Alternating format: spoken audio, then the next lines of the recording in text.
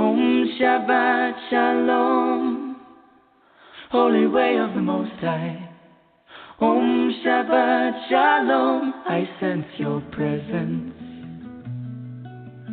Om Shabbat Shalom, Holy Way of the Most High. Om Shabbat Shalom, I sense your presence. I sense your presence. And I am the light within your soul. In the essence of truth and right, love makes the circle whole. And here we stand in line, waiting for some sacred sign. But to find the balance is the purpose of this time.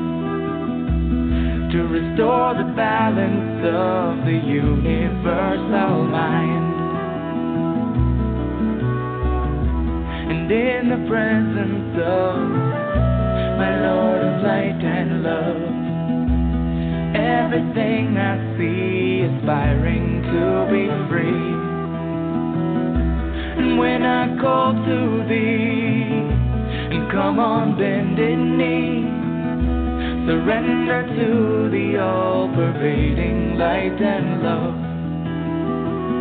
Reflections of the one surrounding me with love. And I sense your presence. I sense your presence. I sense your presence. I sense your presence.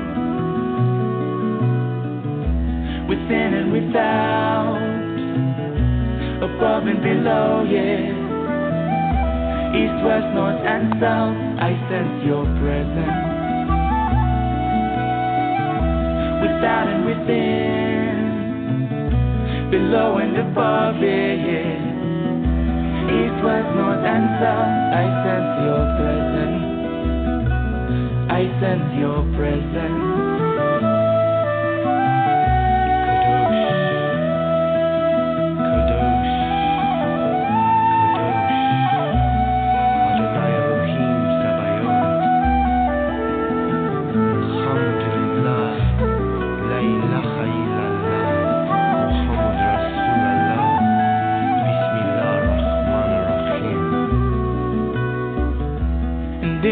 Presence of my Lord of light and love, everything I find in tune with the divine.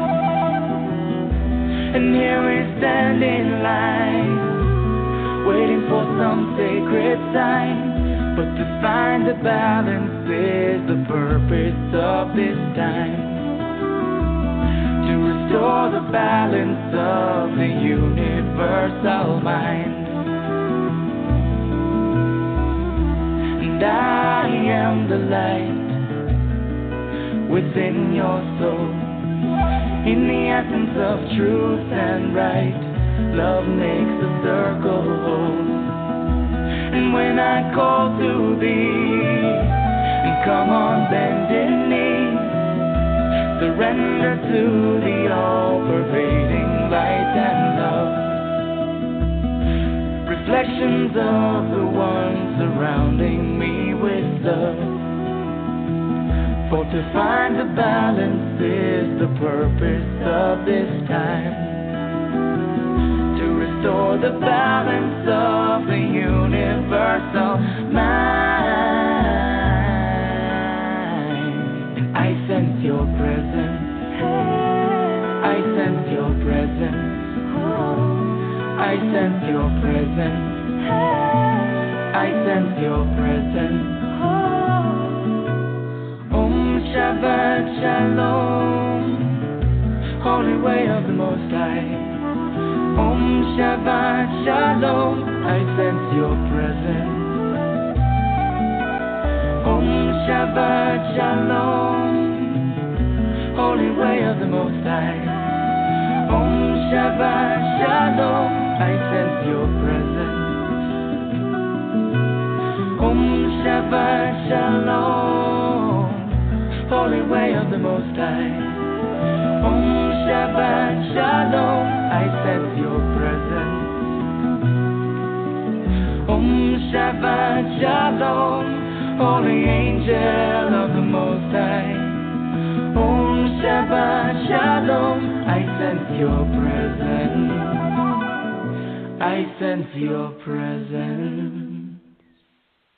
Friends, thank you for joining me here today on The Code Connection. My name is Jessie Ann Nichols George, and I'm your hostess. And that music that you were listening to at the beginning of the show is called I Sense Your Presence. It's by Shemshai.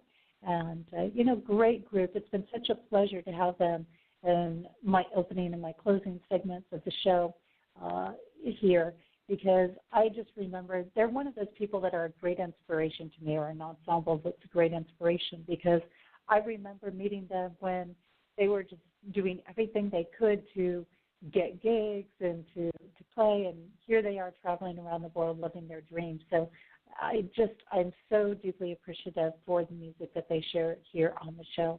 I want to extend a welcome to everybody that's listening in today, whether you're joining us for the very first time because you said, hey, this sounds interesting. She's going to get into some juicy and heavy stuff today. Or whether you have listened to the show before and you say, I know she always comes up with something interesting, and I want to find out what it is today. We do stream live, by the way, in 3 additional places: TalkStream Live, StreamFinder, and PEN, known as Pair Encounters Network. And I welcome everyone listening through those channels as well. And, I just also, again, a deep, deep appreciation for everybody who has stuck with me throughout the years of running the show. We're going on 4 years of running the show, and I am down to the last 2 months of doing the show on a weekly basis. But I will be doing things from time to time, so it's not like I'm going to be totally out of the network. And there's lots of shows in the archives that you can always go back and check out and listen to. Plus, there's going to be a lot of people interviewing me as well along the way in my own work on code. So you'll have a lot of things to stay in touch with and keep in tune with. And there's 2 great ways to do that. That's to sign up for my email list. And you can send me an email at Jang, Jang, at compassioncodes.com. And I will get out something to you. I'll get out a little free cool gift called the Genesis Statement if you sign up for that. Or you can also follow me through Facebook. That's another place where I have all my shows. I have my own personal page. I have my Activating Compassion page. And I have my Code Connection page, which deals with the codes. So depending on how much volume you want to see in posting, you can join one or all of those to look after. Now, what I do during the show is I look at living a more compassionate life by aligning with your personal life codes. And at times I do have guests on the show. Matter of fact, last week, What's Lost Walk was on with us, and we were sharing his music, which is just really wonderful meditational music. And we had a few technical difficulties last week, but hey, we are going today. And we got through the show, and he relayed some information, and it turned out really good all the same. I also will have another guest coming up before we close out during the next 2 months, so you'll want to watch for that. And I've had tons of great guests on that you can listen to in the archives. As I mentioned, I do highlight different musical artists along the way, usually at the turning points of the year. And I delve into a whole variety of different topics and tools and resources and thoughts that give you a chance for doing some personal exploration, taking a look at some of the universal insights, expanding your perception of how life and the world works. And I also get into some stuff that some people might call a little conspiracy side, but, I like to call it breaking open the truth. It's all a matter of how you look at it, right? And that is one of the things we're going to be doing today. But I don't like to stay on the doom and gloom side when I do that. So for those that are concerned about that, I don't dwell on that side. What I do is I like to bring the awarenesses up so that you can be conscious about them and then take a look at them and live a little more aware, a little more conscious of what's actually going on so that you are stronger empowered and you have the ability to make greater choices along the way for yourself and to do things where you can operate from that more compassionate space and that greater understanding space. Now, what I do is I'm a code interpreter, and I interpret a person's life codes to allow them to live a life filled with compassion, looking at their individual blueprint in this incarnation and how their energy flows and vibrates in the world. I've created the Genesis Statement, and that's available to experience where other people have interviewed me along the way. You can find that on my media tab under radio shows on my website. Just, go right in there under media, the media tab and radio shows, and you'll find where others, have interviewed me. You'll see it in there. You'll know what I'm talking about, even if I'm not expressing it well today. I've also authored 4 books, Being You, Me, Life Dreams, and its companion workbook, which is all about relationships and also activating compassion, and its companion workbook, which is kind of more just a life awareness, building compassion into our everyday lives in simple and easy ways. And in addition, I'm a collaborator on the 5th book called Embraced by the Divine, The Emerging Women's Gateway to Power, Passion, and Purpose. I've also created the True North Tour, which is a multi-state nationwide tour, including workshops, retreats, seminars, book signings, and various events. And you can check out, by the way, all of my work and happenings on my website, which is compassioncodes.com, COMPASSIONCODES.com. Now, I greatly appreciate all of those that do share my shows here because, when you do, you're changing lives. And it may not seem like it. It may not seem like much to push that share button or click that share button. But I've numerous times had people come back to me and say, you have no idea how this show transformed my life. What you did during the show was absolutely amazing. And I've had people that literally came back and said, I was thinking about suicide, and then I listened to your show, and I didn't want to do suicide anymore. So you just never know whose life is going to get impacted in a really amazing way by that click. And they can listen to it, by the way, through the archives at their convenience, whatever works for them. They have multiple ways they can use the same link that you used to come into the show today, or they can go to the Main Street Universe, page, grouping, whatever it's called, and that is listed through as a podcast at iTunes and TuneIn.com, or they can go ahead and go into my YouTube channel, and I've got all of my archive shows in a YouTube version as well. So whatever works for them, whatever their preference is, they can get to it, definitely.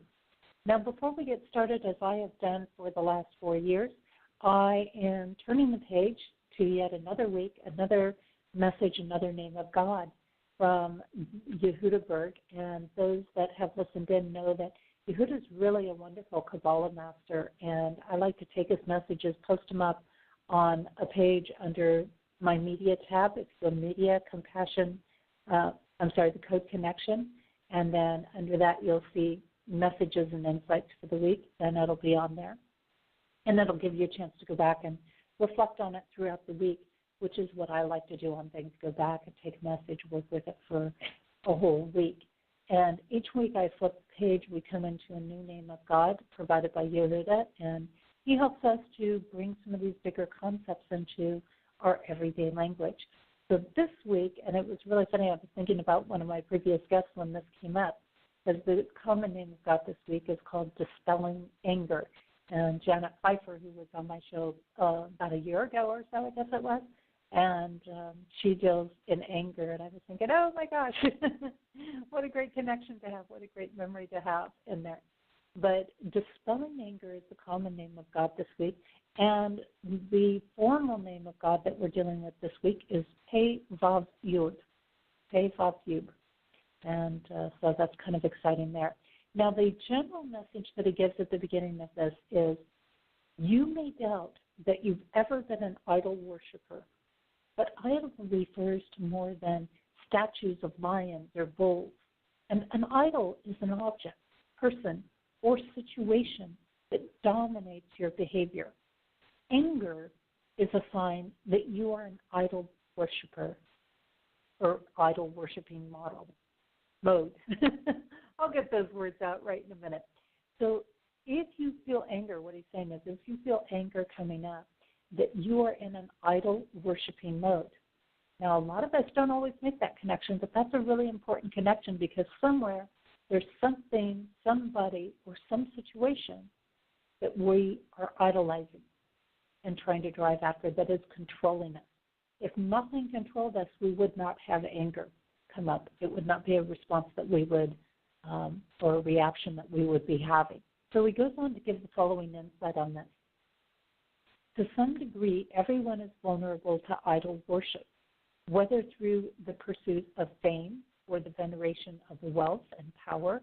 We revere images, especially the self-image we feel we must project to others.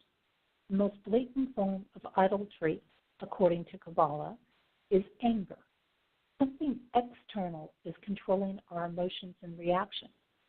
When a computer crashes, losing our important files, and we erupt in anger, we have just bowed down before a silicon idol. When a car cuts us off on the freeway and we curse with rage, we are idolizing a metallic god.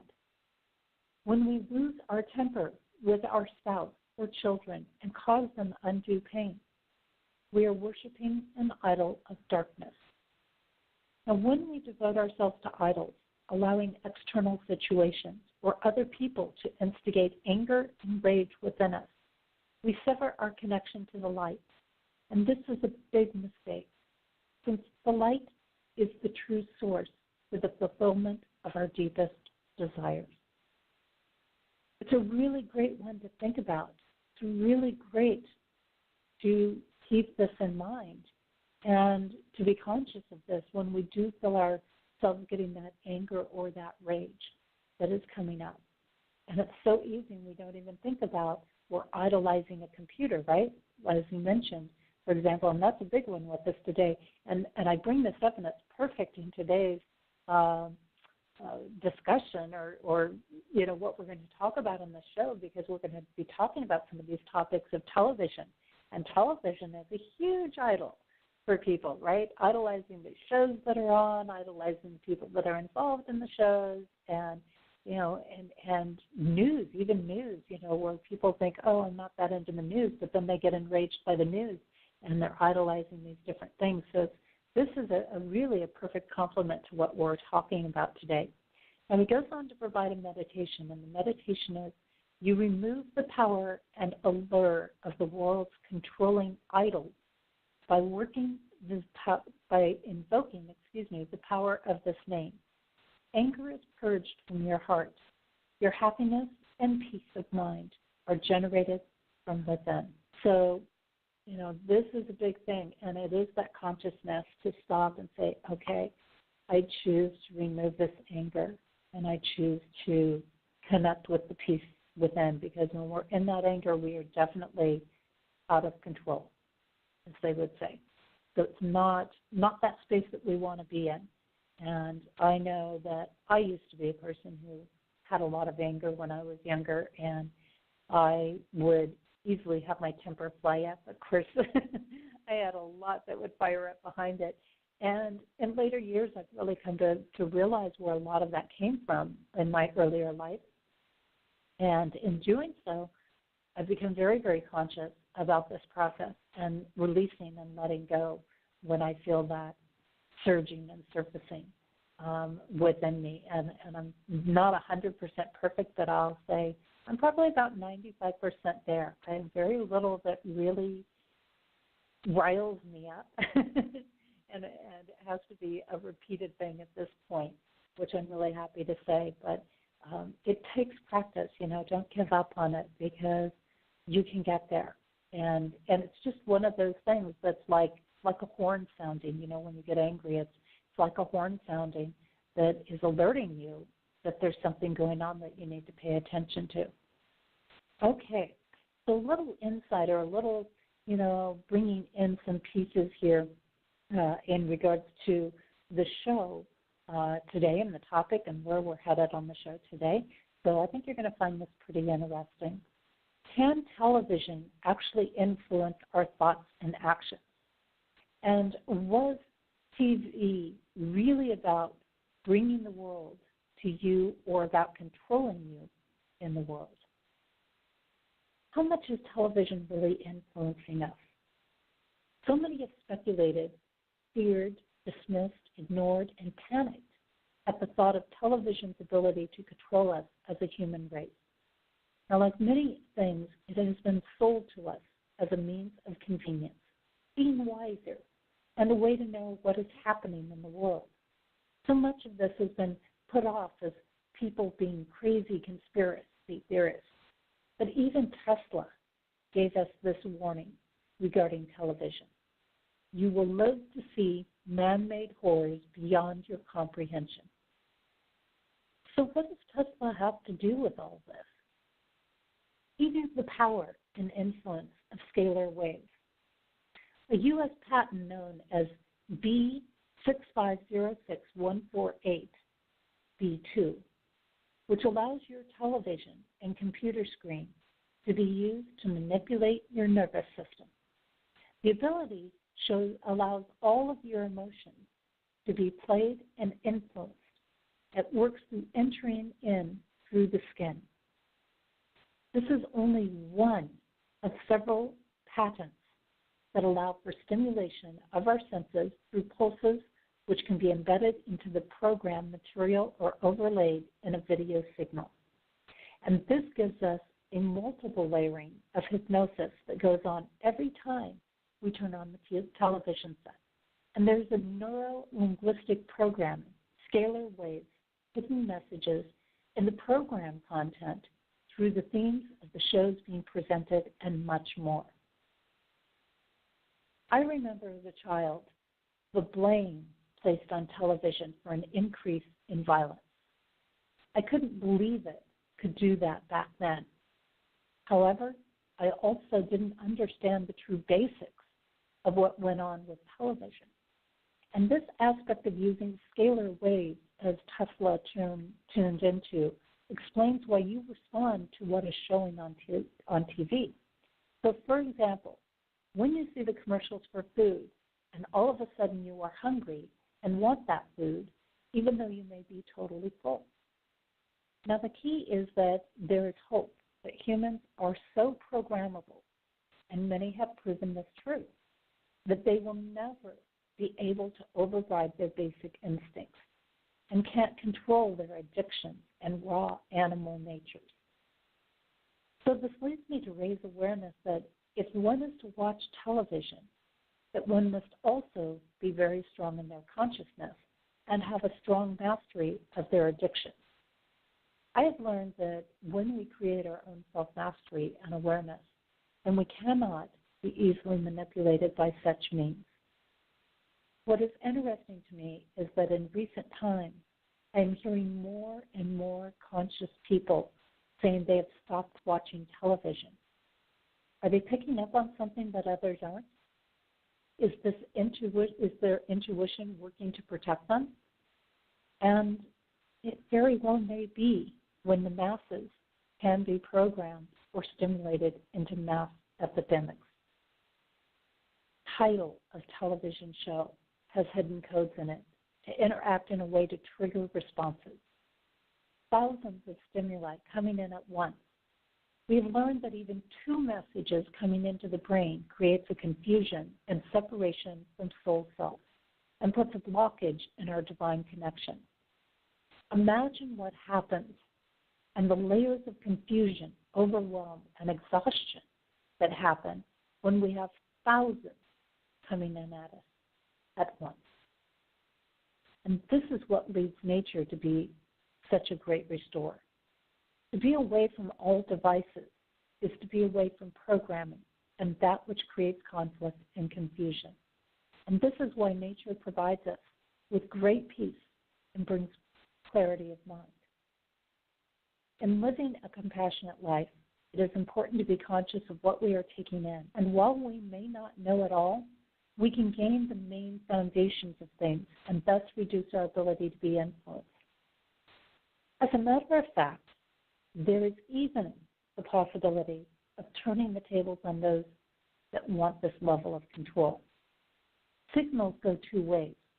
So if they come in, then they can also go out. To be conscious when using the computer or watching television or even being near lights or cell phones opens us to send out powerful loving, and compassionate energy on a massive level. And this all starts with self-mastery. Question everything. When you get a craving, don't act impulsively on it, but give it time and reflect on what you are truly needing to balance instead of reaching for immediate gratification outside of yourself. This brings us around to the importance of being conscious of where we place our thoughts and the intentions that we are holding, because what we hold for ourselves is also what we are putting out to others. It literally is being broadcasted to the masses. So you do have great influence over others by simply taking care of you. And many believe television to be nothing but entertainment. But it is important to keep in mind that it was not created for entertainment. It was created to control and stimulate the nervous system. It was created to influence your mind, body, and spirit. And the shows that we watch are oftentimes designed with programs that feed your lack of self-worth, your sense of neediness, to perpetuate the belief of good versus evil. And even the most non-assuming shows are designed oftentimes to make you feel inadequate, not good enough, and that you can do nothing without the help of the elite. The key is to be aware of what you are really watching and to cancel out the programming that underlies the entertainment. Gifts you will learn are what you still need to master in life. You will learn where you are able to be controlled by others, and you will learn what you are still being triggered by, and thus throws you out of balance. This is a conscious state of watching. However, more than consciously watching television, be further compassionate with yourself. Step away from your electronics and get truly connected. Get connected with the clear channel that broadcasts from pure divine energy. Get connected with what opens your heart to true and pure love and compassion. And get connected to your true self. There is a reason that the masters in this world stepped away from the masses and spent time in nature. There is a reason that they sought out quiet solitude. It is because they knew that is where the clear connection was. It is time to get back to natural cycles and say no more frequently to electronics, wind turbines, having everything choked. Time to get back to you. So what have you noticed about emotional shifts or thoughts when watching television? And have you noticed your feelings and responses when watching different shows? And have you ever felt your emotions or physical body shifting as programs, commercials, news, and posts are made? It's something to think about. And people wonder today, why am I exhausted? Why am I fatigued? Why am I burned out? It's because every time you walk into a store and you're under those LED lights and the fluorescent lighting, and you're sitting in front of the computer, you have all these messages coming in at you that you don't see or hear because they are set at tones and frequencies and vibrations and pulses that you don't have conscious access to. So when we realize this, and they have been proven to trigger the masses, trigger massive anger, rioting, reaction, to trigger massive groups of people into prejudices and biases and hate and racism. We need to be aware of this because if you're feeling these things, you're being programmed. This is not your true nature. Your true nature is a loving nature. Your true nature is an accepting nature. It doesn't exclude others based on colors or belief systems or other things like that. Your true nature is peaceful. These are some really big things for us to think about. These are some important things for us to keep in mind. And this is why you want to start to master these impulsive urges that you get. Because most of the time, if it's an impulsive urge, it's not a genuine need. That impulsive urge is coming because programming is being broadcasted, be it in the store, be it through the lights, wherever it's coming from. It's time to pay attention. We're going to get into some cool stuff. You can see that already, right? This week. Before we move on, before we go to break, before we delve into the meat of this week's show, let's go to the code energy. And this code energy also, by the way, is posted as you go to my website, compassioncodes.com, and you look under the media tab to Code Connection, and you will find, again, the insights and messages. It will be on that tab or that page there. So the code energy for this week is all about making breakthroughs and creating successes. You know, how perfect is that for our show today, right? This will also be a time where you can engage the assistance of others to help you get to where you want to go. What you choose to do and focus on now will allow you to also create future successes, because these influences are falling between the new moon and the Lionsgate portal, and you can make bigger leaps and bounds than normal. Want it or not, recognition can come your way, but most likely this will happen from being confident in what you are doing and being in your own life. Make certain the compliments you pay others are authentic and not just words to win them over. Pretty cool code energy we're working with this week. I'm going to take a short break, and when we return, I will be talking about the programming of TV and what is really happening when we watch our favorite shows. The song I have for you during our break is called Desert Highway. It's by Claire Hedin, and you can check out more of Claire's work. And again, deep appreciation for Claire sharing her music week after week over the last 4 years on this show. I'm deeply grateful for that kindness and that generosity. So if you'd like to find out more about what she's doing, because she does some really incredible things, so check her out on her website. It is ClaireHedin.com, and that's CLAREHEDIN.com. We will be back in just a couple of moments.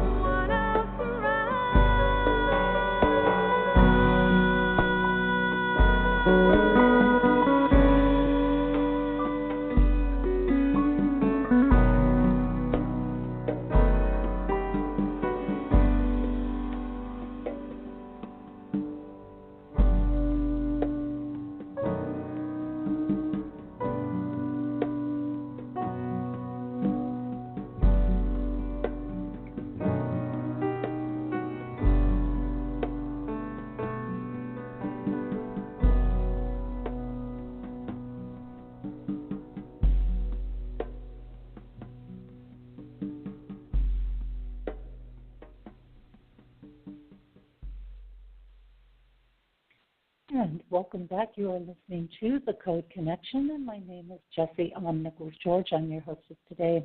You were just listening to a song by Claire Hedin called Desert Highway. Again, love Claire, and she's just such a beautiful soul, so definitely check out all that she has going on. You can do that at clairehedin.com, CLAREHEDIN.com. And today, what I am getting into is programming. We're talking all about programming and how television does that to us. And it's not just television. I want to, even though I chose television programming to focus on because I have, I was looking at some TV shows and things like that, and so the programming is. I really wanted to focus here in this direction because there's so many pieces. But even though I'm taking the focus of television, keep in mind that these concepts that I'm talking about today are not limited or restricted to television. They also happen through lighting, oftentimes lightings that are in stores, through things that you have come through, say intercom systems, subliminal messages that are going on through intercom systems in stores, even LED lights. It doesn't have to be a store. It could be a restaurant. It could be your home even. And people buy into all these things in their smartphones and things like that.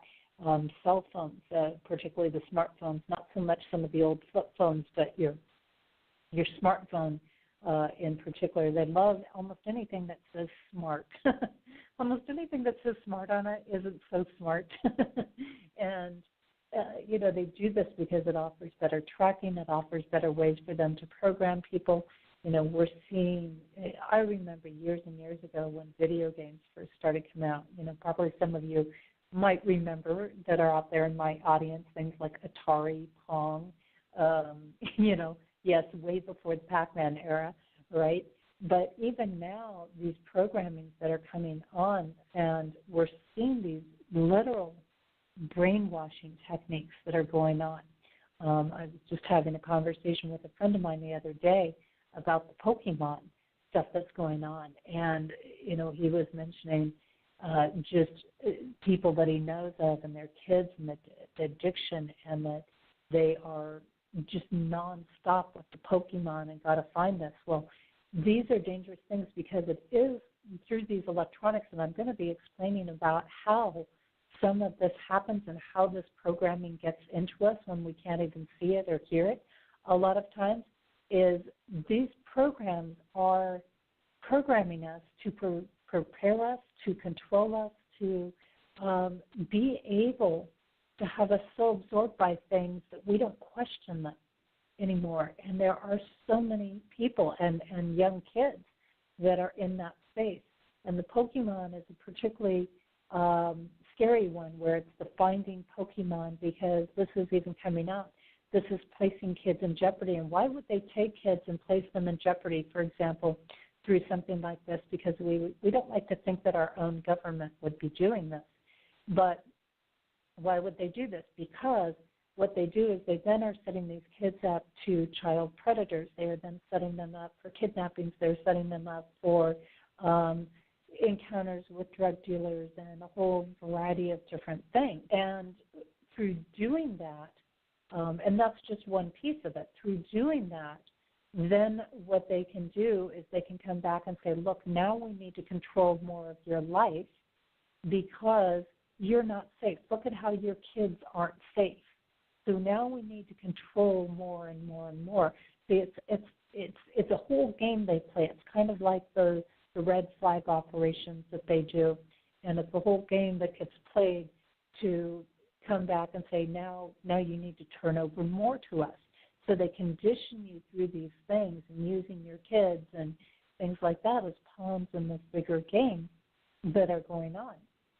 And then on top of that, what they're doing, the other big piece, now of course there's lots of little pieces in this, but the other big piece that is going on in this is the factor of these kids are going out and doing things unquestionably. They are literally making them robotic. And we think that's not possible. It's happening. Wake up. It is happening out there. And no, we don't like to think about this. No, we don't like to think that our own governments, our own leaders are involved in this in any way whatsoever. But we need to wake up to the fact that they are involved.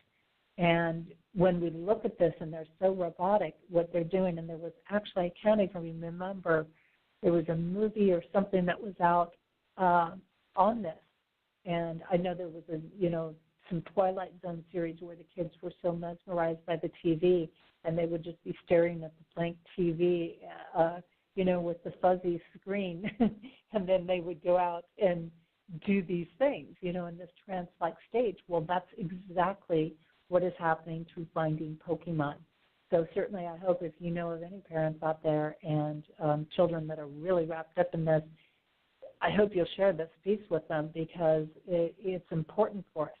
And this is a step to programming these kids to doing whatever they want, or people to whatever they want. Because what they're setting up here is it starts off as a game. And I remember this when Dungeons and Dragons came out, and it was, played out in real life in a lot of ways. And people were doing all these interactions, and it started leading to killing. And and a lot of people just were kind of blown away, and it's like, oh, it was a fluke thing, it was a fluke thing. Well, let me tell you, this is a revisitation on a much stronger, bigger, gigantic level in a way with a lot more motive behind it. And when we look at those pieces, it's literally a programming. Oh, look, now you need to shoot this person. Now you need to do this in order to take your next step to find Pokemon. And so they utilize these games, they utilize these different things to do it because they start by getting the addiction ready. Once the addiction is ready, that addiction is going to fall over into multiple areas of life, from food to drugs to sex to whatever it is. It's going to be multiple areas of life because once the addictive patterns get hold, they're going to unfold throughout all the different areas. So they start by that. They start, the brainwashing, and because kids and people, they work on the motives of wanting to be accepted, of wanting to excel, of wanting to be the best. And so, they're literally putting these kids into a trance state where they will do anything that they tell them to do. And we need to watch out because that is going to start including these bigger crimes. And I know that probably sounds crazy to a lot of people right now, but those things have already played out, and those things are already coming around. There have been kids who literally have not seen cars and just stepped straight out in front of them playing this game, and we're just in the beginning stages. So, again, I hope that you'll share that. And when we look at Pokemon, and I'm kind of doing this is just where it went to start with, but I'll jump back into some of the foundations here in a minute. When we look at Find Pokemon or Finding Pokemon, and I guess it's called Find Pokemon, what we have is we have a couple of key components here. We have, first of all, we have the component of the material-spiritual conflict pattern. So what they're doing through this is they, through the finding process, through the live acting, searching process that they've created through this game, they are opening these doors to where they're creating a conflict with the spirit self. And through that they are creating separation from spirit self. So once they start to create that separation, this is the same tactics that are used in brainwashing. It's like an isolation in a way. It's like isolating off the soulful part of the self. Now they become totally programmable and totally controllable, and the material starts to take over. And this is where the addiction comes, is in this conflict pattern, because once the spirit is set aside, there's a certain amount of peace with not having conflict going on, but at the same time, what is happening is there's an isolation that then makes them totally submersed in whatever is being fed to them. People who do brainwashing techniques do the same thing. what they do is they isolate the individual off. They separate them from their family, tell them that they're not loved, tell them that these people don't care about them, so on and so forth, and that the person doing the brainwashing is the only one that cares about them. This is the same thing they're doing in this game, the exact same thing. And then that person doing the brainwashing can then run whatever programs they want, keep them in these fears, in these sort of drug-like states of existence. So we have that piece going on. Then we have the energy, the Pokemon energy. And that energy, by the way, is all deception. It's all lies. It's all deceiving. So it is completely about danger. It's all about danger. When you get down to the codes of it, it's all about treachery, deception, danger. Okay? So when you combine this, you have danger that comes out of this process of separating from the spirit or the soul self. And when we bring these two energy patterns together, what we have is we have a call to action, right? Okay? It's a judgment that's a call to action. It's a duty. It's a purpose. And that's exactly what they are instilling in this game. It is a duty. They're playing on these kids that you have a duty, you have a purpose, okay? This isn't about worldly success. That's what they're saying. But, they're hindering things. They're putting delays on things. They're convincing these kids you have a duty or a purpose to find Pokemon, okay? And so this whole thing, they get wrapped up in that. And you can see here again that conflict comes out. So this is, this is your action. You've got to step up and take action. Now, this programming is very, very dangerous. And I highly encourage you, take your kids off this. Doesn't matter if all their other friends are doing it. Taking your kids off of this could very well save their life right now. So this is very, very important for you to get.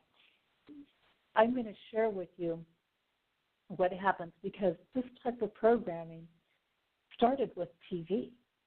When you go back years and years ago, before people had TV, when they had maybe a transistor radio or something like that, but they didn't have all the digital stuff. They didn't have all the digital technology and things like that.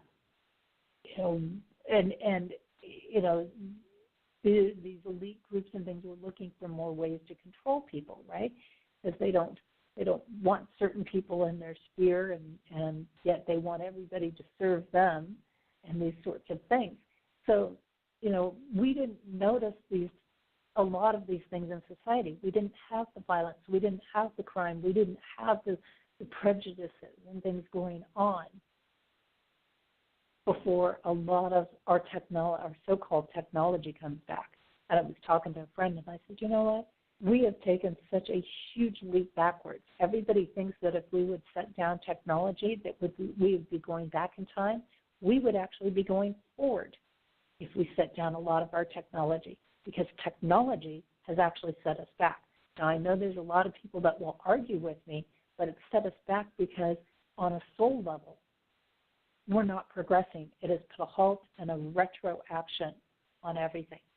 It has put us back to not even being animal conscious in a way, because we're just robots. A lot of people have gone robotic. And I remember this. I remember songs coming out in the 80s about this. Mr. Roboto was one of them. These things have all warned us along the way. But when we implemented things like television and things like that, and I'm not saying that TV is totally bad. I mean, there's certainly things that we can get off of TV, but there is a huge amount of programming that goes on. If we understand the programming that goes on, then we can be conscious and we can say, okay, I'm not accepting that program. I'm not accepting that immediate urge. I feel these emotions coming up on me subtly. I'm going to, let those emotions set aside because I know that's not my true emotion, and different things like that. And to watch and say, okay, I'm going to watch this, but I'm not going to be influenced this way. I'm simply going to take it for creating, some creativity in me or getting me some ideas on things or stuff like this. So TV is a very interesting thing because we have two aspects, right, that we refer to this as TV and television. Okay? And, certainly they figured they couldn't get people to watch at a blank, snowy, staticky screen, right? Just like you can't keep people on Pong and Atari forever, right? You had to get it more engaging and more interacting and more entertaining in there so they felt like they were progressing even though you were taking them backwards.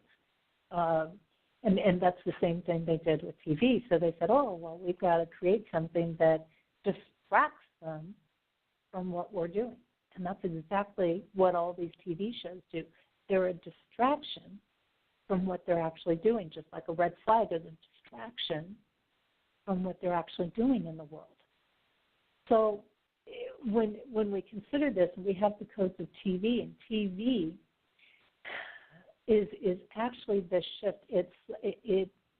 The coming on of TV is actually probably a big turning point when our timelines started shifting, when we started jumping timelines, because we as soon as we started implementing a lot of the electronics, and it came at a time that we also implemented a lot of chemicals and things like that, we just got hit from multiple angles and aspects.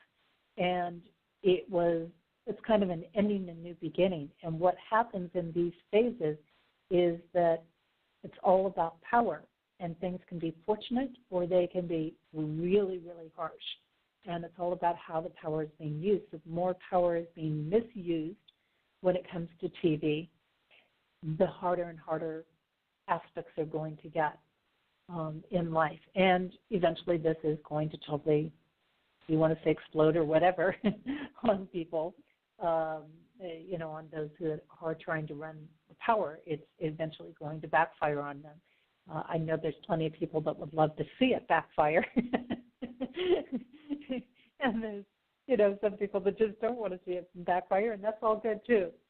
But so it is this kind of wheel of fortune. It is this game of chance. It's a risk, literally a risk, and a game of chance when we talk about the codes of TV. So every time you're turning that TV on, every time you're turning that computer on, it's a risk. What's going to happen to you? And it all depends on whether you are in control of you or not. And most people are not. Most people are swayed because they don't even see what they're being hit by. Now, when we look at the codes of television, what we have is television carries the energy of grave warnings for the future. It carries the energy of disaster by association. It carries the energy of being ruined through speculation, or advice that is given. It also carries a lot of responsibility energy. So what happens when we watch television? We actually become more attuned or programmed to what they want us to believe our responsibilities are. We're responsible to do this. We're responsible to do that. You're responsible to keep up with the Joneses. You're responsible to, blah, blah, blah. But even more so than that concerns me in these codes, is that it comes back around to this aspect of grave warnings for the future. But then it's also about isolation. So if we look at that, right back to the brainwashing techniques, right? Lonely, isolated. It's appealing to the people who are lonely and isolated. This is something, hey, look, even if you're poor, you can afford this. Well, I don't know anymore. TV's gotten really, really expensive. When you start talking $75, $150 a month, that's expensive. I think about that kind of a cost, and I look back at the house I grew up in. And, that was a third of the loan payment. That's just not money you threw around. I mean, you took the whole family to Disneyland for less than that, So when we look at this, it's not, and they'll put that appeal, oh, how wonderful if you're lonely and you're isolated that you have this TV set. Well, in reality, they're creating loneliness and isolation in here. What they're also doing through here that runs in these code patterns is exerting their own mental superiority. Look at how mentally superior we are because we're sending you these messages and these programs and you don't even know it. That's exactly what they're sitting back saying and laughing and going, hey, ha, ha, ha, ha, ha. Look at what these people are doing. We programmed them to do that. Ha, ha, ha, ha, ha. Look at how we can drive the market, control your lives, tell you what you need. We can do that. Look at how superior we are. That's their mindset. That's where they're at. And that's what comes through. Now, what's interesting as we move on into this is that the way television works and the way computers and things work, and you know, you can learn about some of these things because, you know, these grants were given to these patents. And like I said, there were numerous patents out there. One of them is a, you know, U.S. patent of 6506148B2. And, you know, these different things that are put on there. And you know, these effects, basically what they did was they got this grant for research, in a sense, to how humans respond to stimulation of the skin through electromagnetic fields, okay, that are pulsed with certain frequencies at certain hertzes, and what it takes to excite different sensory resonances or responses. And so what happens is your computers and your monitors and your TV tubes and, you know, these different electronics, including, yes, the wind turbines, including, yes, your cell phones, will excite these different responses when they're displaying what they call pulsed images. And those are things that you don't even see because they're in behind the images that you're looking at. That's, again, this is why you have the distractions that are on there, the games, the whatever else. And they emit these pulsed electromagnetic fields of enough amplitude that they can create an emotional response or a reaction in you. So they can create an anger, they can create a happiness, they can create a hunger, they can create whatever they want to create in this transmission that they're doing. Now, the way that they do this is it happens by exciting the nervous system in the body, okay? So you following me here? What they're actually doing is through these waves, it's going in through the skin because the skin is a huge area to receive things into the nervous system. That's how we sense our environment. That's how we sense whether something is hot or cold a lot of times, or different things like this. It creates these fields of energy. And then it triggers the nervous system because the nervous system is involved in our brainwave transmissions and telling our body what to do. And this is why, you know, when we look at the Pokemon, people and kids and things are going out and they're doing these actions, and they actually don't even have control over themselves at this point because they are programmed through that game. That is coming through that game. The waves are coming through, telling them and literally telling their body what to do in there. Okay, so it comes from these images that are embedded. Oftentimes that image pulsing is embedded in the program material. Or it can also be overlaid through a video stream. So like, you know, when you watch the YouTube streams or, you know, any of those things, it can be overlaid on that.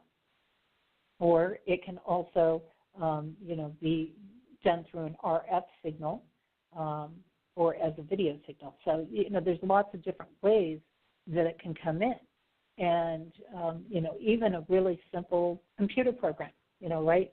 Why have apps become so big? Because they're pushing apps, because the more apps you have, the more of this stuff they can be in. When you think about it, you have very little time in your day, the average person does, of not being connected under LED lights, fluorescent lights, computer screens, television, a cell phone, you name it. we're almost attached to these days and day and night, except for when we lay down in bed, and even not then. Most people have their phones near the bed, things like that. So all of these things, create this resonance of energy that's going in, and it's going right in and flowing through the body and doing this whole manipulation. And it's just amazing, what they can come through here. Well, why work through the nervous system, you might wonder, right? Well, the nervous system, brings in this energy of completion, but it also, as it hits the central nervous system, causes interruption. And when you bring this interruption of the system or interruption of completion, what they're doing is they're literally, through these signals, stopping you from being able to have complete thoughts, stopping you from being able to finish things, stopping you and blocking you from, all kinds of things in there, thought processes, action, things like that. So it actually creates these things and, and opens these doors up. And then what we have is we have two parts. We have the central and we have the peripheral systems. So when the central system, what happens, and I should backtrack actually because there's kind of a flip thing on that. What happens with this is that they're trying, they being those who want to control, they want to complete their mission. But the central nervous system can interrupt them and keep them from creating that completion factor in there. Now, the peripheral system is another system that comes up, and that's like our neurons and our ganglia and our nerves. And this is why you hear a lot of people saying, my nerves are shot. My nerves are totally shot that are coming through. So what it's doing is that's coming in like through your skin area. And so the neurons, what they're doing as they get affected through these transmissions and these signals, they signal the cells in your body. So, their attempt is actually to just totally transform the whole DNA system, basically, in this. So the neurons signal cells via the axons, and those release neurotransmitters and synapses, which then command the cells and your entire communication process in only a millisecond. Okay, a millisecond, you can't even snap your fingers in that amount of time. Okay, you can't clap your hands, you can't blink your eyes. Blinking your eyes is slower than a millisecond. And all of this comes through, and this whole process runs through and sets these commands in motion in less than the amount of time it takes to blink your eyes. That's something to think about, okay? So what happens is these sensory neurons react to physical stimuli, be it light or sound or touch, and they give feedback to our central nervous system about our surrounding environment and what's going on. And the motor neurons in this process then send out signals to activate the muscles and the glands. Well, let's look at that. Why do people all of a sudden have epidemic health issues? Why do we all of a sudden have these epidemics of different things? Why can't people lose weight? Well, sure, okay, we've got the toxins, we've got the, polluted food systems, we've got these various things that are in place. People are not always eating healthy, right? But what about all those people out there who are eating healthy who are still putting on weight? Guess where it's coming from? Coming from the computer screens and the TV. And not just because they're sitting down being inactive, but because the programming is coming through. Why do they want to do that? Because they want to lower the self-worth. They want to lower the person's confidence in themselves. They want to disconnect them from their soul self so that they can gain total control. It's massive what they can do with this. So if they lower your self-esteem, make you feel bad about yourself, and you feel frustrated, you start falling into all of their reactive emotions that they want you to be in, because now you're totally programmable in those emotional states. We also have two subdivisions of the nervous system, and that's the somatic and the autonomic aspects. And the somatic is our voluntary component, okay? So that kind of coincides with our central nervous system in a way. And the nerves are connecting the brain and the spine. And this is why the brain and the spine become so important in divine sacred processes, because they're like that hollow tube in a way when you see the way the energy flows up and out and around and back through again. And they are the channels for the energy. So to damage the spine and the brain in people and to make alterations there disconnects you from spirit. It disconnects you from choice. It disconnects you from voluntarily being aware and conscious and being able to control yourself. Now, the autonomic is the involuntary component, and that regulates, interestingly enough, your body processes, your blood pressure, your rate of breathing. Okay, here again, you wonder why you go into a store someplace and all of a sudden your blood pressure goes up. Well, not to mention all the whatever stress might be happening there, but it can literally be coming through the lights, the cell phone. Why do we have Wi-Fi signals everywhere? Because they can program you easier, because they can create these responses easier in people. So when we look at this peripheral nervous system, okay, that comes about, what we find with that is it's all about deception. Imagine that, all about deception. So as we're starting to combine this and what we see, right, we see the television of let's isolate you in order to deceive you, a.k.a. take control, and to wear you down to break you. And we're going to do that because we know that if we get in through one area, it's going to affect the other area. So how does that happen? Okay, that happens through our nerves, because when we take it in and we have those neurons in the ganglia and the neurons are doing all this processing and it sends this full communication out. Where does it send it through? It sends it through the nervous system. And when it sends it through the nerves are the overlap to the central or the divine aspect of energy of the nervous system, and therefore it can start then, it can break down the brain and the spinal cord. And when the brain and the spinal cord are broken, we get a disconnect. When they wear our nerves down, our brain can't process. So when we lose the brain functioning, we lose voluntary control over our life. This is how they work. So this is the connection of how it gets through, and this is why people then start really breaking down in the processes, and they start losing their faith, and they start losing their hope, and they start, having these different things, and they start having depression issues and things like that. You'll find a lot of people with brain and spinal cord energies that will go through depression. This is why. This is why. It's really, really fascinating, in one hand, to do this.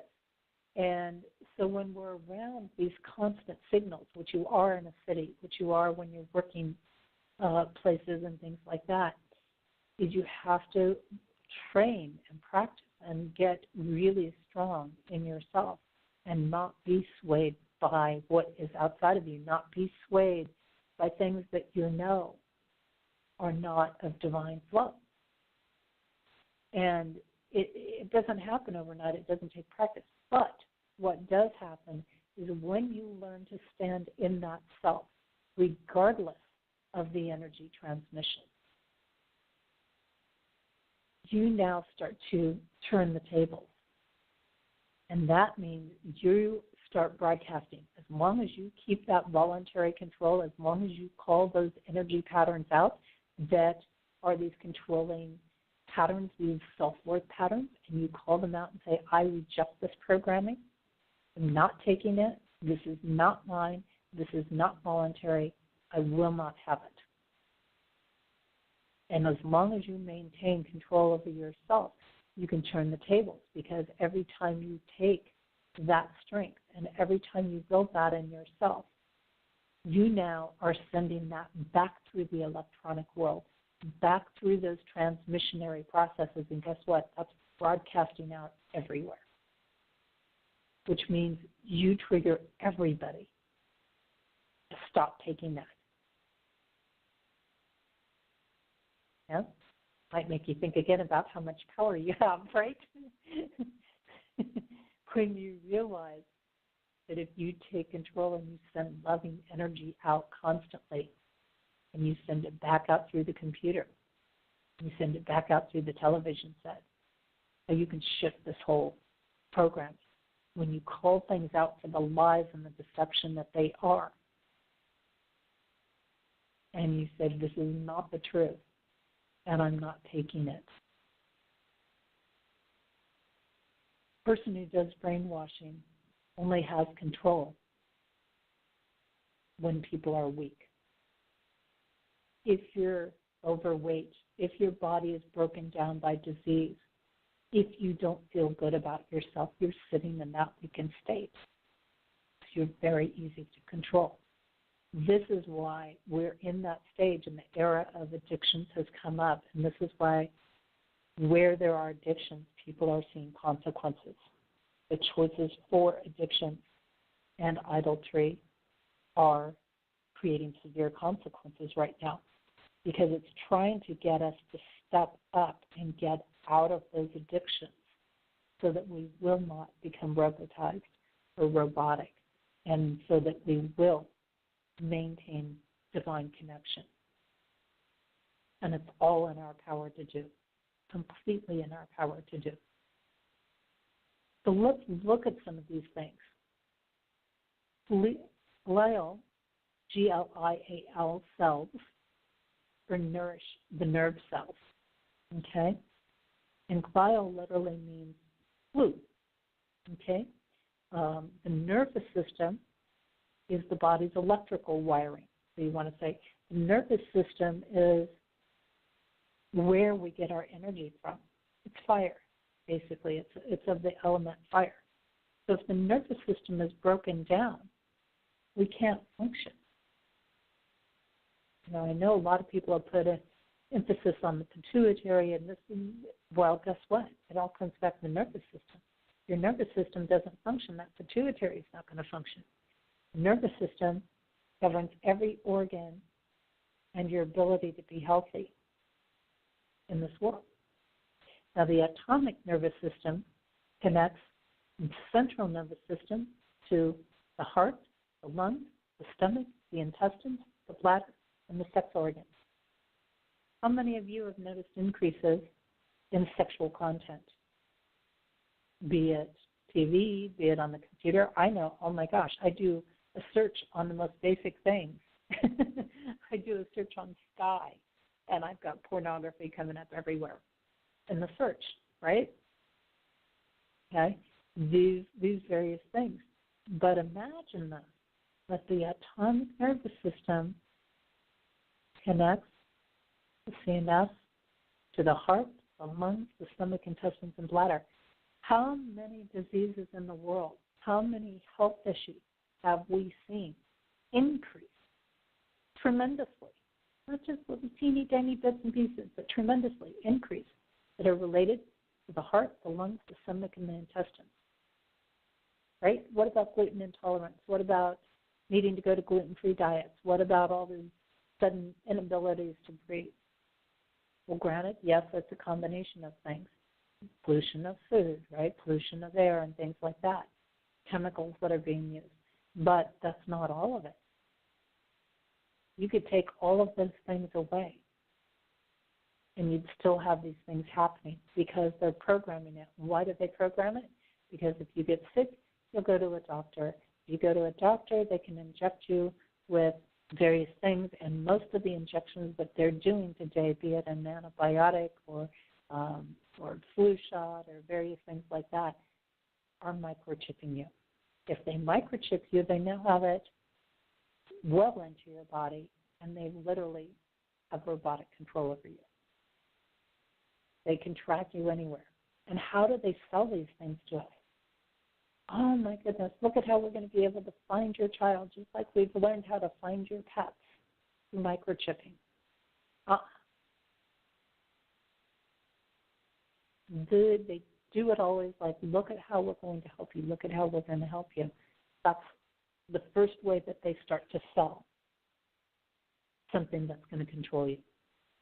So when we look at these different things, let's look at some of the diseases and things that have actually been linked and proven from responses that have been transmitted out through television,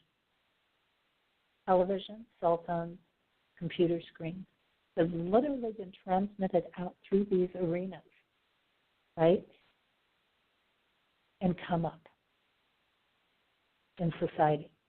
Epilepsy, Parkinson's, multiple sclerosis, ALS, which is, for those that aren't sure what that is amyotrophic lateral sclerosis, also known as Lou Gehrig's, Huntington's disease, Alzheimer's, TIA, which is a transient ischemic attack, which are like little mini strokes, subarachnoid hemorrhaging, which is a bleeding between the brain and the surrounding membrane. That's right, they can literally pretty much make your brain explode if they want to. Anybody else recognize that some of these things came up? Parkinson's is a big thing that came up, right? Multiple sclerosis is a big thing that hit a lot of celebrities. I wonder why. They're working under all the cameras. They're working under all the video. Think about that one. Upsurge in epilepsy over the last 10, 15, 20 years. Alzheimer's has taken a huge rise, particularly over the last 10 years, 10 to 15 years. Let's move on. Some other things that they can influence in your health. And have. There have been studies proven that these have been influenced. Meningitis, encephalitis, polio, epidural abscesses, anxiety, panic, stress, depression, bipolar, ADD, ADHD, and autism. Ringing true for anybody yet? I know enough parents out there that are having a lot of autistic. We have like a whole generation of autistic ADD, ADHD, and bipolar kids. We call them, in the spiritual world, some of them, indigos. Where do you think they got a lot of this stuff? It wasn't just the starseed grouping that came in. This side was programmed into them through the electronics. The other thing that is greatly influenced through our nervous system, because when we get the stress and the anxiety, and what they do is it's a way to, it's like legal murder, what they're doing. Because nobody can prove that you didn't create your own stress or anxiety. Start to ring a bell with anybody? That was a movie put out quite a long time ago. Yeah, think of some of those tests where they were literally walking in dreamscape, things like that, controlling people's bodies and their functions, creating heart attacks. Guess what? This is real life. They put it in a movie, but it's real life. I'm going to talk about movies in a couple of weeks of things. So looking at some of these things, why does that become important? Because when the nervous system breaks down, then the nerves will only receive the input that they want, and you can't get it to the other part of the system, which is connected to our spiritual self. And when there's all kinds of breaks in the transmissions of things, our hair goes, our nails go, and our skin goes. Why is that important? Because the hair is, whether it's hair on our skin, hair on our head, our nails, these are our spiritual antenna. If you break that down, you wipe out a lot of the connection to spirits or divine energy. Just like that. I know this is a lot to think about, but here again, we have the power to shift this. One of the things that you may want to include more in your diet, by the way, that is about supporting the nerve system, is amino acids. Whey, which has L-tryptophan in it. Sweet potatoes, looking for vitamins A, C, and B, potassium, magnesium, B6, L-theanine, which is an amino acid. You find it in green tea. In dark chocolate, you find the tryptophan, the magnesium, the anandamide, Brazil nuts, selenium. These things are dark leafy greens, folates, Bs, B6s. B complexes are one of the most important vitamins for the nervous system. You want to make sure you're getting these from pure sources. So that is a way to offset some of this. Sit down and eat those things if you're going to be in front of computer screens all day, because they're important. They're important. It's kind of great that we have a built-in desire for chocolate, right? Because when we get stressed, that's a natural healer. We get that chocolate in us, and it starts restoring, it starts working on removing the programming. So don't ever feel guilty for the chocolate. Maybe you have some that's not so much sugar in it, but don't feel guilty for the chocolate in there. So let's look at some of the different types of shows and what they're doing with that. I know I've kind of gone on, but this is such interesting information. And again, the key is not to get totally freaked out by this and go, oh my God, all my organs and everything are being influenced and they're going to make me drop and have a heart attack tomorrow or something like that. The key is to be aware that these things are coming through, so that when you start to get stressed out, that you realize this isn't coming from within you. This isn't coming from your divine natural state. And yes, there are certain warning factors that go on with anxiety or stress if you legitimately have something there. But it's really about, as some of these things come up, it's about saying we need to step away from what is programming us. We need to spend more time in nature. It's about honoring that balance and not getting wrapped up in this rush fear. How many times do people shut off the TV at night and they lay down and they're in fear? Well, then their mind wanders on through the night, keeps the patterns going on and on and on and on. And it's not about that. It's about becoming aware of what is creating these things in our life so that we can change them, so that we can be compassionate with ourselves, so that we can reshift the energy, so that we know, okay, when this is coming up, I need to step out of here. And when I'm feeling these things, I need to step away for a while from things. So looking at some different things, let's take a look. Crime shows. Crime shows are really interesting because they run on code patterns that in some ways are about success, right? They actually run on occult energy. And isn't that interesting that it would be connected to occult energy, people who talk a good talk, are influential in their speech, dramatic personalities. What this does is crime shows perpetuate drama in our lives. They perpetuate drama patterns. A lot of shows, even the innocent, so-called innocent types of shows, the goody shows, perpetuate a good versus evil theme to keep that going. Why? Because as long as you have a good versus evil concept, you think you're doing good, fighting evil, you're still fighting, you're still in conflict. It keeps you at war, it keeps you at battle, which keeps you out of the spiritual energy flow. It keeps you out of divine connection.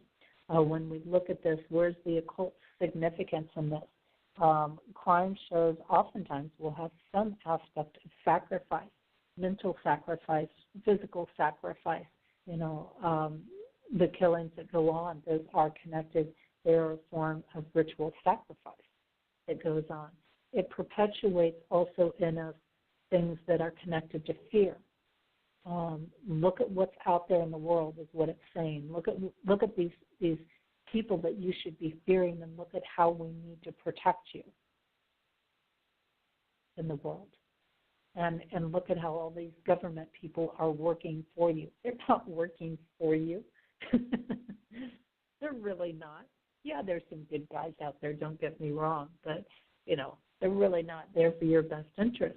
and this whole good guy, bad guy, good cop, bad cop, good versus evil theme that goes on. Here again, it's controlling you. It's like if we instill that there's enough of this happening in the world, now we can translate it into the real world, and then we can gain greater control because you're going to see the need for protection in there. So crime shows are definitely running on some of these. One of the real popular ones, NCIS, is a big one.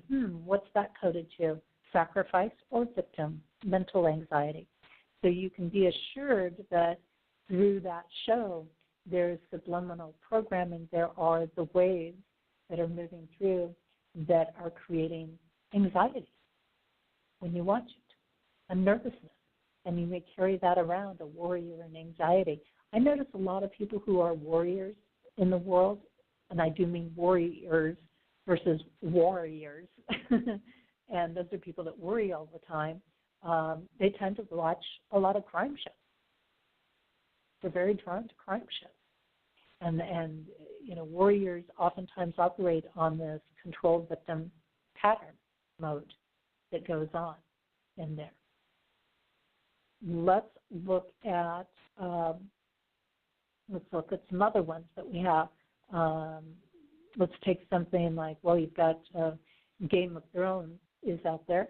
Game of Thrones is really, when we look at the codes of it, one of those shows that is who's going to be given dominion, and in order to have dominion, people must there must be upheaval or destruction. What happens when there is power given?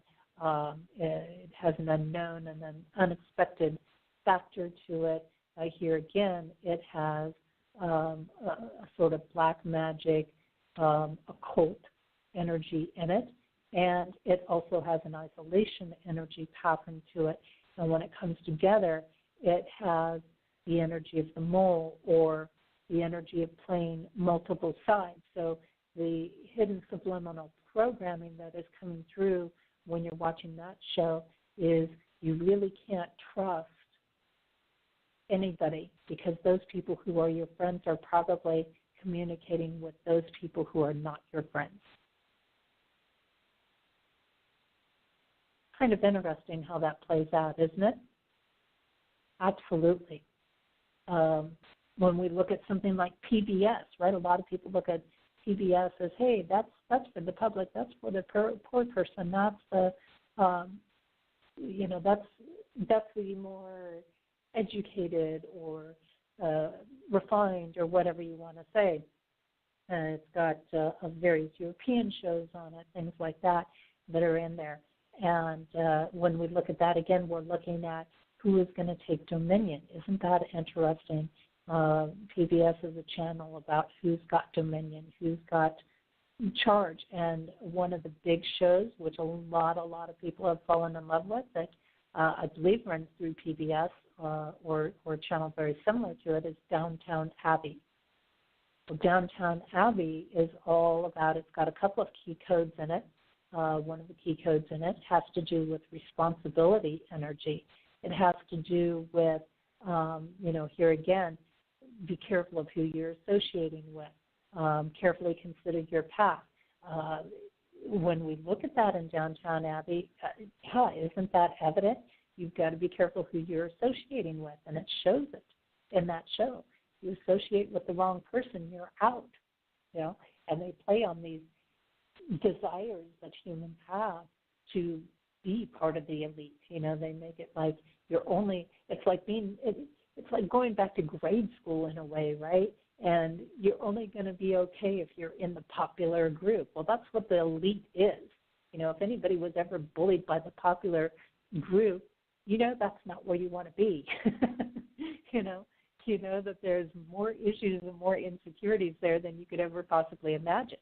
And if you don't run with the elite, you're going to be pushed off on your own out there, and that your efforts will be blocked.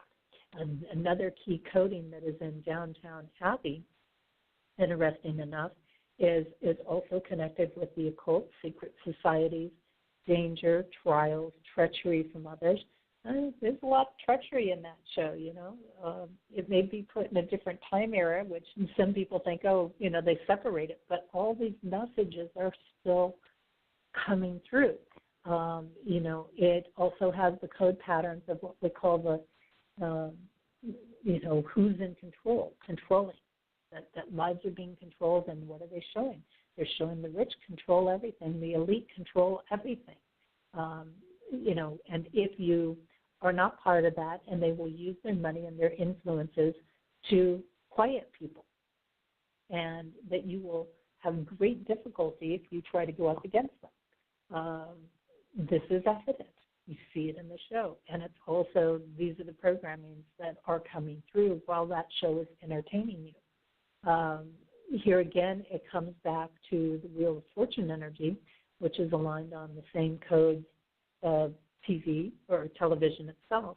And you know, when we look at that aspect of TV, you know, here again, it's you know, it's a rise and a fall. It's a good and an evil. It's, you know, we're going to carry out our plans, and you have nothing to say about it. That message is coming through loud and clear. So how many times do people walk away from the television set and they're thinking, I have no influence in the world? I hear it from people all the time. I have no influence in the world. We can never fight the elite. They're too powerful. They're too big. They're too this. They're too that. Baloney. Baloney. They are a small percentage of the people who bank on people's fears and addiction to get them what they want, because they don't really go around dirtying their own hands. They hire somebody else to do it. So they bank on our greed, on our lust, on our various things, on our desire to be part of them. And this is why the Pokemon is so dangerous, as I mentioned before. But they will do anything to be accepted. Yeah, kind of changes your mind about PBS, doesn't it? Changes your mind about some of those innocent stations, right, in there. You know, Survivor, the show Survivor, when we look at the codes of that, we're actually looking at a code that is about receiving assistance from higher up or alliances, right? And boy, isn't Survivor all about alliances. Where are your alliances at? And are they going to have your back? But it also shows that you don't really have a lot of power on your own. You know, this is another presentation, another, you know, thing of let's create a response in people. Let's create an aspect of what's going to get a reaction from people, what's going to gross them out, what's going to, you know, make various things come out in them. And, of course, a lot of times, and it's come out along the way, that they're not always out there in the wilderness. Sometimes they're just getting a little dirt makeup in there, and they're not actually out in the wilderness. You know, so there's some various components like that have come out along the way. But this is one of those shows, too, where you can, you know, you can turn it around and say, okay, consciously there's this programming going on. However, when we start to shift this around and we look at it, there are also people who have found some strength and some creativity and have decided they would go out and try something that they thought they could never try before. Sometimes that's been good. Sometimes it's been gotten them into trouble because they've seen it on TV and they thought, oh, I can do this, and it didn't really happen on TV. But it is one of those components. So, you know, here again, it kind of puts people in a weakened state because it's like, well, who's your alliances? So if you're an outcast, you don't have any alliances. These are the messages that are programming through. Let's take a show like Oprah, right? How many people like Oprah? And it used to be Oprah's talk shows were very engaging in conflict. They would really trigger a lot of things. Then she kind of went to the, you know, the poor me shows and the victims and this sort of thing. And then she kind of moved on to more of what was allegedly the health and the spiritual things, and I'm probably not going to win a lot of friends, and I don't really care once I start to say this. But I looked at some things with Oprah at one point several years back, and realized it was all about buying your way there. And it was when I had a lot of things waking up about how different things worked in the world, through authoring things, and even before that. And, people think, oh, how nice of her to bring these people on. Well, no, not really. I mean, they kind of paid their way to get there. Basically, it was an advertising stunt. Even a lot of your news channels and stuff, granted, some of them, they'll do some human interest stories, but, there's a lot of them that, if you want to go on as an author and have your book reviewed or something like that, they want to charge you thousands of dollars to bring you on the air for 10 minutes. It's basically advertising to them, so they don't really care who you are. Now, I'm not saying they're all that way, but let's look at what Oprah is about. That brand, that mark, and that is about the promise of success. Align with me, and you will be successful.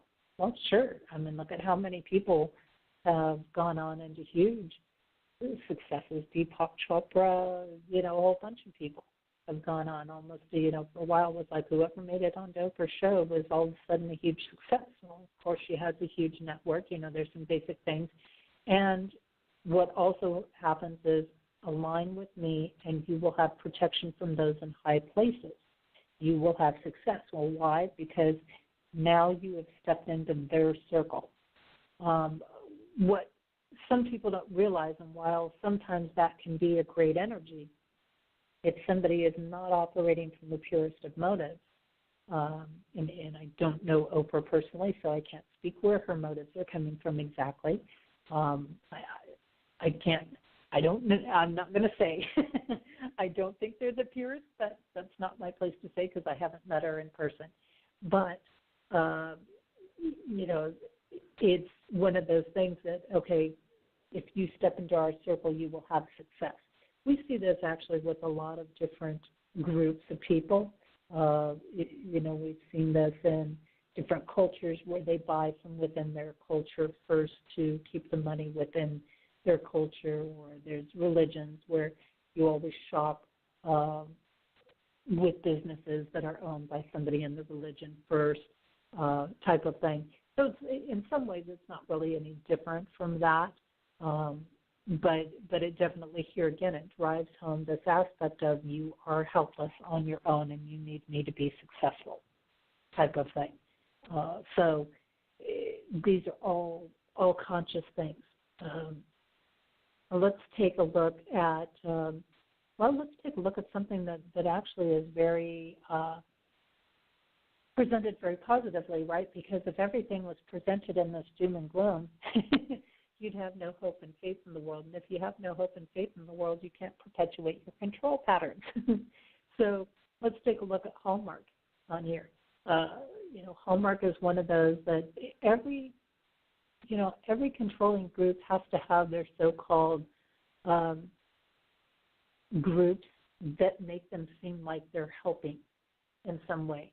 We see this with a lot of the clubs, that come through where, different clubs will sponsor different things, and they'll do a thing for kids, or they do this, and they do that.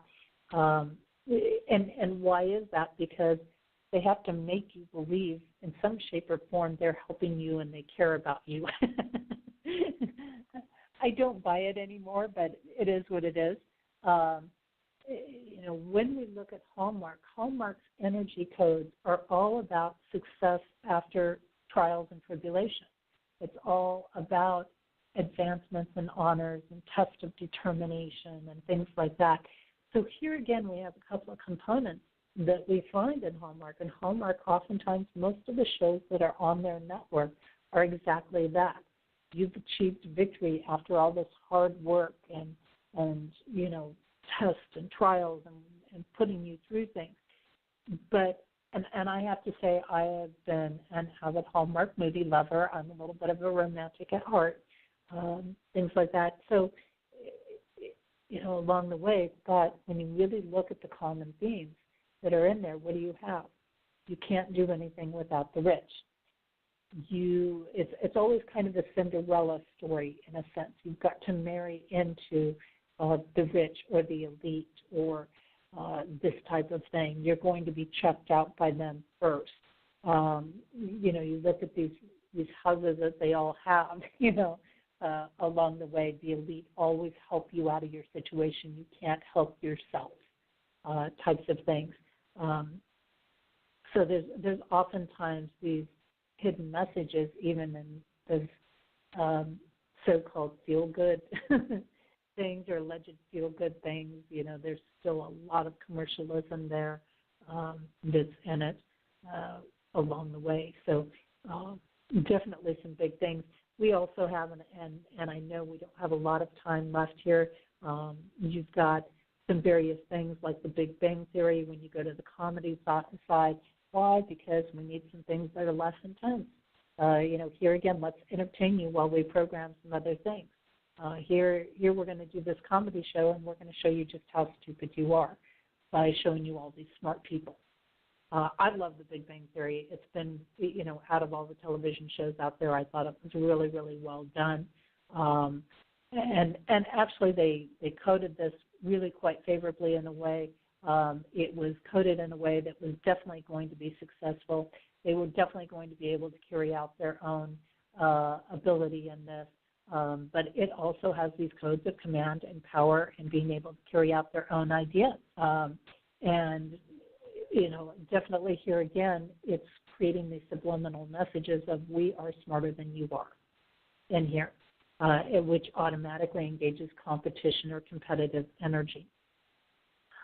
Taking a look at something like The Voice, for example. You have The Voice, or you have American Idol in there. Now, when we look at these two shows, what we start to find here is this is something that is broad-reaching, so they can broadcast to a lot of people through this. Here again, it's kind of like look at the success that can be obtained. Look at friendships that are being built along the way through this thing, but you've still got a competition. You're still stepping into competition. Come on, you've got to squash your competition. You've got to get better. You've got to do more. And look at how they change them. You've got to change. You can't make it the way you are.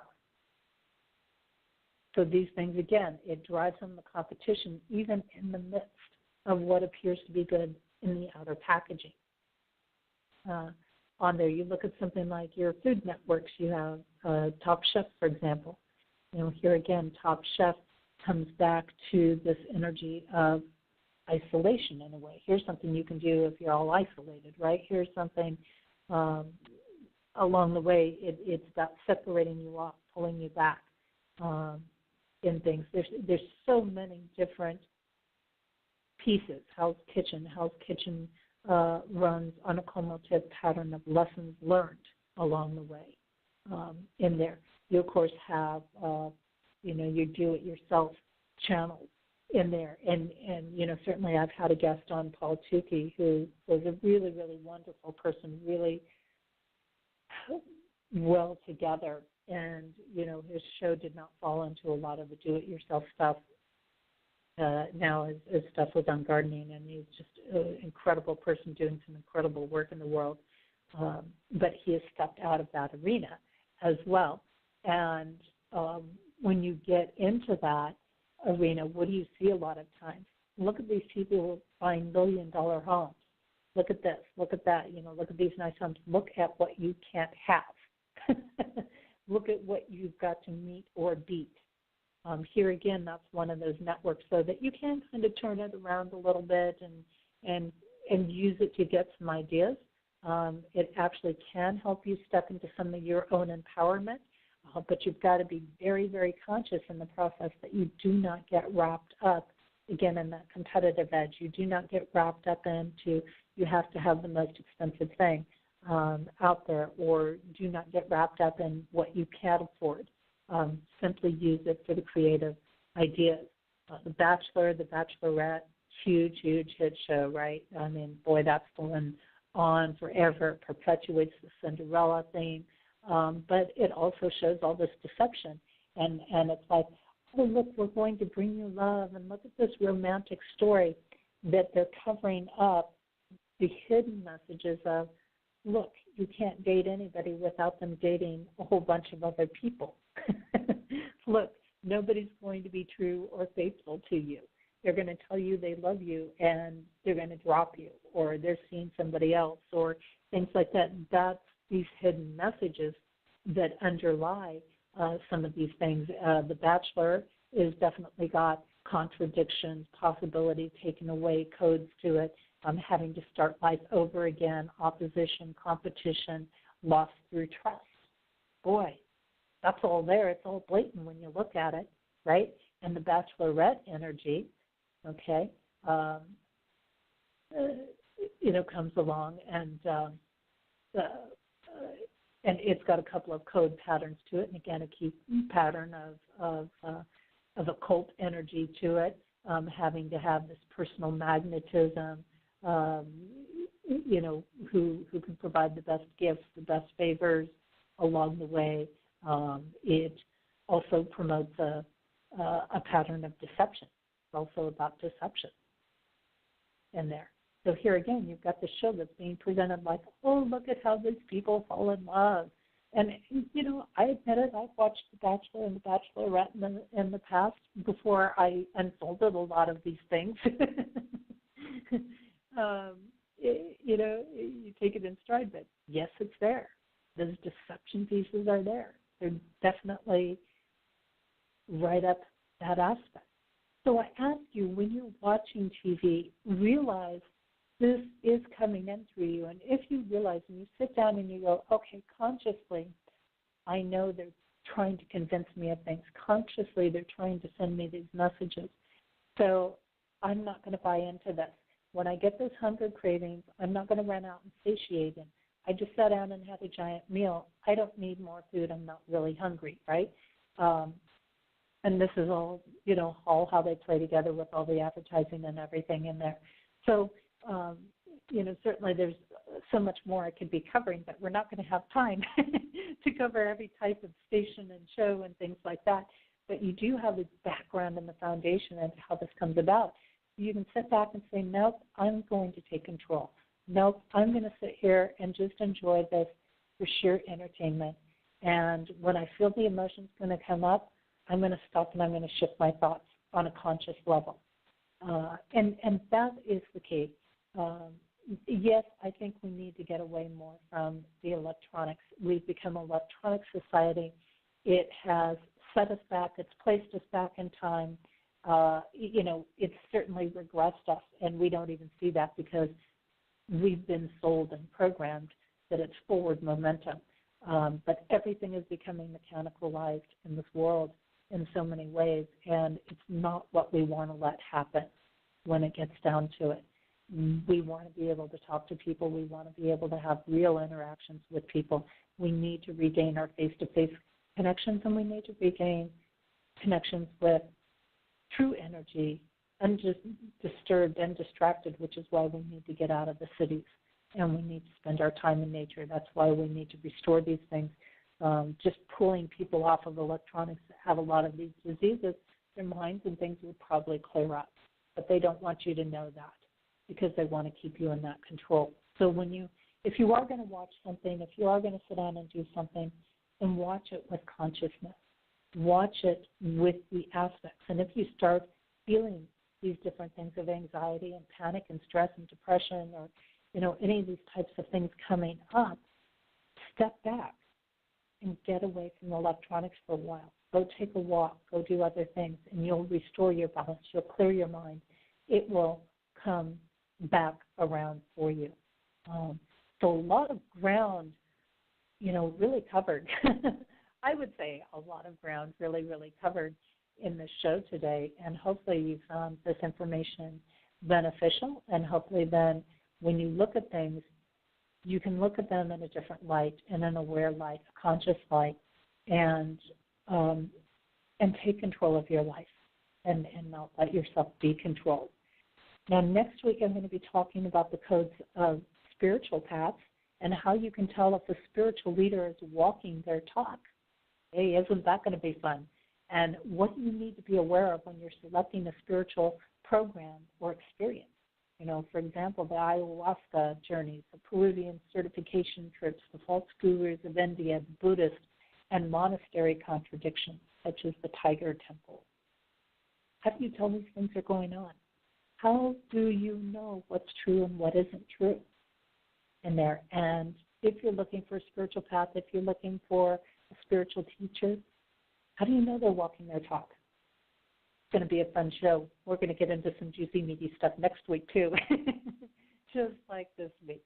Don't forget, if you would like, you can get the international bestseller that I'm a collaborator on, Embraced by the Divine, The Emerging Woman's Gateway to Power, Passion, and Purpose at embracedbythedivine.com. You can also check out my work working with codes, monthly video tips, archive shows, interviews that others have done on me, books, all of that great stuff at compassioncodes.com. And again, I know I've been laying low. I'm putting a lot of things in order because I've just decided that I don't want to put things out there unless I can really do them in a way that works for me, that is really going to bring you the highest and greatest, I don't even want to say that, but is going to allow for divine alignment and divine experiences. And so it's very important to me to honor whatever time it takes to put it to that point. But I do have some very exciting things I'm going to be bringing about. Again, we are down to the last couple of months of this show, but I will be coming on periodically and doing things because I think there's so much incredible things to know and to experience in this world, and I want to keep you aware and conscious and free and living free in divine presence. Don't forget, we've got several shows here on Main Street Universe. Tuesdays, we have Susan Weed, who shares her work in herbs and natural plants. Wednesdays, we have Daniel and Janice on our flagship show, Main Street Universe. And Janice also does her own show from time to time called Reflections and Rhythms. We've got Jeremy Bakir popping back into the network who's a reader at Madame Laveau in New Orleans. And so we've just got all kinds of people poking their heads in and out and doing things, and just check it out. Check it out, see what's going on. Stay tuned to whatever's coming up. And this is Jessie Ann Nichols George. I'm so glad that you joined me here today. And thank you to all of our listeners, not only on Blog Talk Radio, but those that are streaming live on PEN, known as Pair Encounters Network, StreamFinder, and TalkStream Live, and those catching our podcast at iTunes, TuneIn.com, and those catching the YouTube version of the show. Don't forget that if you've enjoyed the show today, share it with others. It's going to be available at the same link in our archives. I'm going to leave you today with the song Yearning For, also known as Over and Over. It's by Shemshai. Thank you so much, and I look forward to seeing you again next week right here on the Code Connection.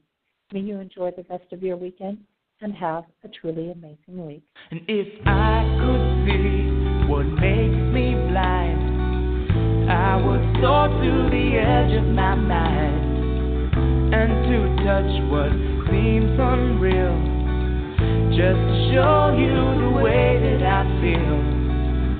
And we are in time with time, one with the season of change inside.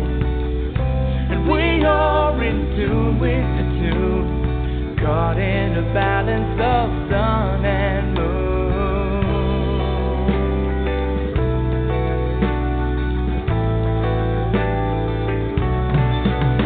Oh, deep inside, the light within, shining to show you it's here to begin.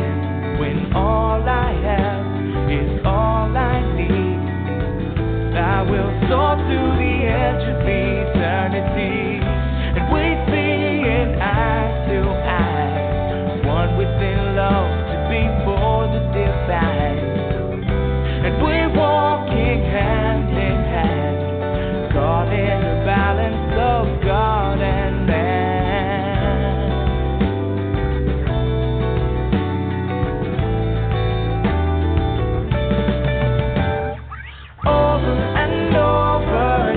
Your lover, learning to walk just a little bit slower, whispering secrets of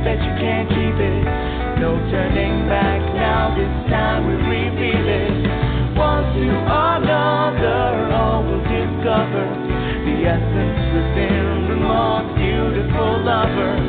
Time is still turning, the love is still burning. Deep in your spirit, your heart is still yearning for.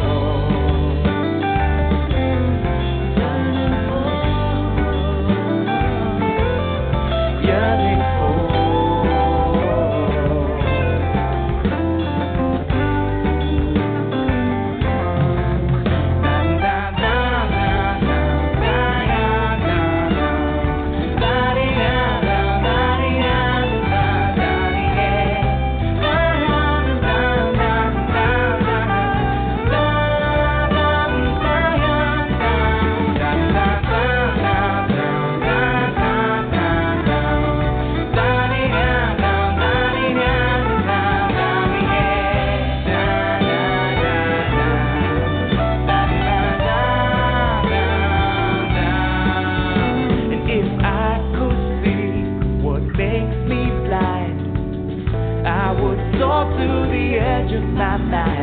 When all we have is all we need, all that we ask for shall be received. And we see in eye to eye, one within love to be for the divine. And we're walking hand in hand, caught in the balance of God and man. And we are in time with time, one with the season of change inside. And we are in tune with the tune of life in the circle and love in bloom. Over and over, life is your lover, learning to walk just a little bit slower, whispering secrets, I bet you can't keep it.